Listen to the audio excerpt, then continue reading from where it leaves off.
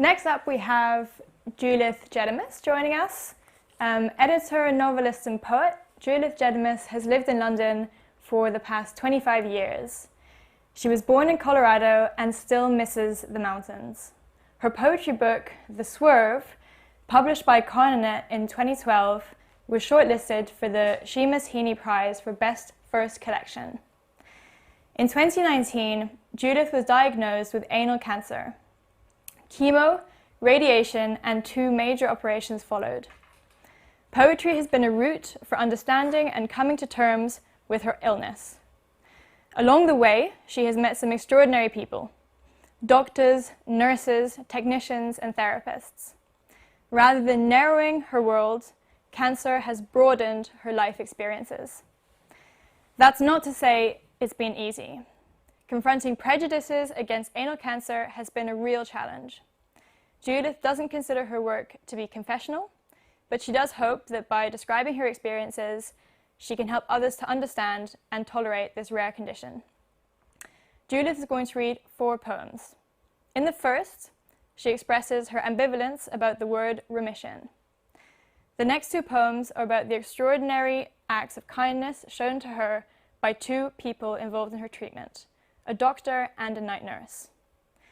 The last poem is set on the banks of the Thames. The title, Anemocry, means seeds dispersed by the wind. That poem, which was written in April of last year, is no longer quite accurate, she's glad to say. It looks as if she may now live to see another spring. Hi, Julith. It's great to have you with us. Hi. Hello, Alex. It's so lovely to see you, and thank you for inviting me to this extraordinary event. I've really been looking forward to it. So I'll get started with the poems. The first is called Fear of Thresholds. She thought she'd welcome the word remission, given her fear of telltale flares on a scan. But she fears too the malign cells that escape detection, like planes that fly under the radar. They're present, yet absent. Below the threshold, rogue cells thrive, according to Darwinian principles. They evolve to fight their enemy, the body, to occupy it by stealth.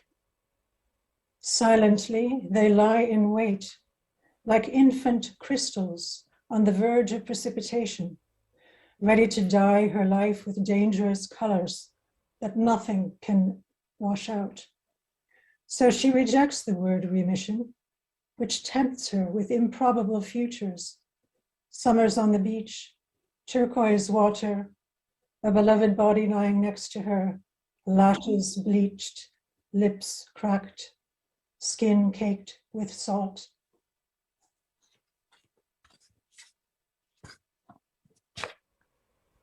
Biopsy. The name's just a scrawl on the form, though I'm sure it was Arabic. Dark eyes above the mask, voice courteous, detached. I lie on the table, bare my groin, cold gel on the skin, probe searching for the inguinal node that shone bright on the PET scan. There, he says, pointing to the screen. That's what we're after. Cold swab, then a local, then the hollow needle driven in with great precision. A loud click each time a core of flesh is severed. The samples curl in glass tubes like the tails of miniature seahorses. Will they take out just this one or the whole string, I ask. He must have seen the worry in my eyes. He stripped off his blue gloves, washed his hands, pulled down his mask. I shouldn't do this, he said, as he held my hand and stroked my forehead. He's strong. He said it over and over, as if he knew what I was in for.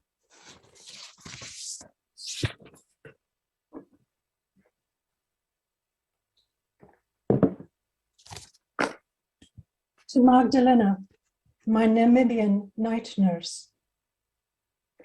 Tall, genial shadow lights my night, delivering cheer and morphine in equal measure. drops under the tongue, thick, dark as wine, bouquet of nettles, ash finish. I am her Lazarus, unwound from soiled sheets. She tends my wounds as dunes are smoothed by breezes, their touch light as her touch. I close my eyes, fan palms clack and rattle, tongues click. Bare feet cross rippled sand, tracks blend with other tracks. Dawn, lean as jackals, seeps through blinds. All day I miss her touch, those hands, briefly mine, that seal our temporary bond.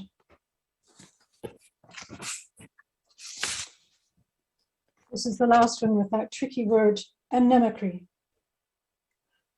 On the foreshore, two crows harass a heron. They're all bluster, flapping at the water's edge as the heron stalks away, mildly offended. No need to throw a stone or flap my arms. The drama's ended.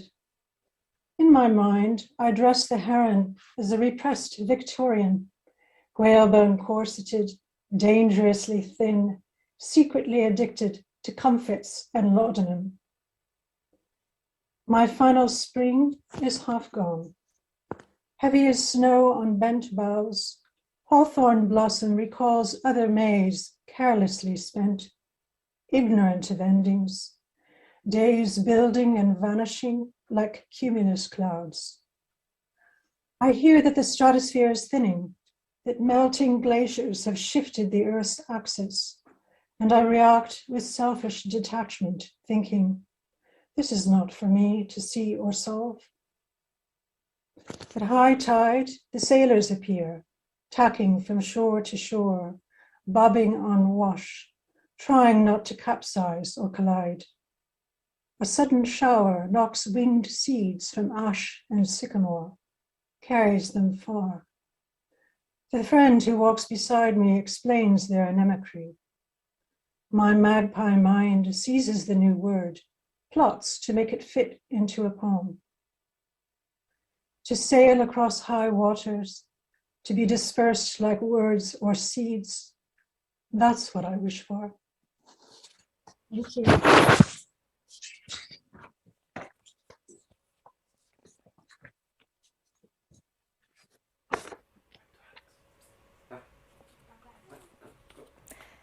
Thank you so much, Julith, for your beautiful words. I'm sure they'll stay with us long after this live stream. I have a few questions. The first is that talking about cancer and our experiences makes a huge difference in increasing understanding, overcoming stigma, and reducing fear. How do these poems help you cope with cancer? For me, poems are like a direct line to the unconscious. They give you access to feelings that might not come to light in other ways. And by giving form to deep emotion, I think that poems can contain feelings that otherwise might be completely overwhelming. I think that whether you write prose or poetry depends in large part on temperament. And for me, I feel most stimulated and most alive when I'm writing in a form that's very dense and concise, and that uses figurative language to make leaps and connections between images and ideas. Yeah, that makes a lot of sense, but obviously for some people it's difficult to begin expressing those feelings, those difficult feelings in words. So what words of advice would you have for someone who's maybe thinking of writing? Sure. I think one thing I would say is that it's great if you can start keeping a journal and try to write every day, even if it's just for 5 minutes. Jot down random images, sensations, fears, dreams, and try not to be too critical. Don't worry too much about form. And then you may find that the journal will give you raw material that you can draw on later when you start writing poems. The other thing I would say is to write for yourself. Don't try to please anybody. Don't try to picture an audience. And if you find that impossible, try to write with just one other person in mind, almost as if you were writing a letter.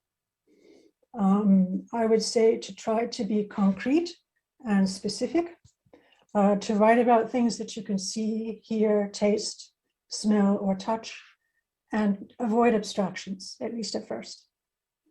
And the other thing is just to read a lot and to listen. Try to read as much poetry as you can and try to listen to recordings of poets reading their work. I will mention one good source in English, which is the archive published by the Poetry Foundation, which contains both biographies and recordings and words of people reading their work.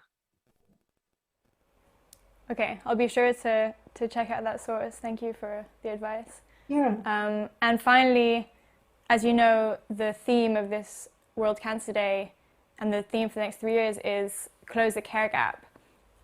Why do you want to close the care gap? Why is that important to you?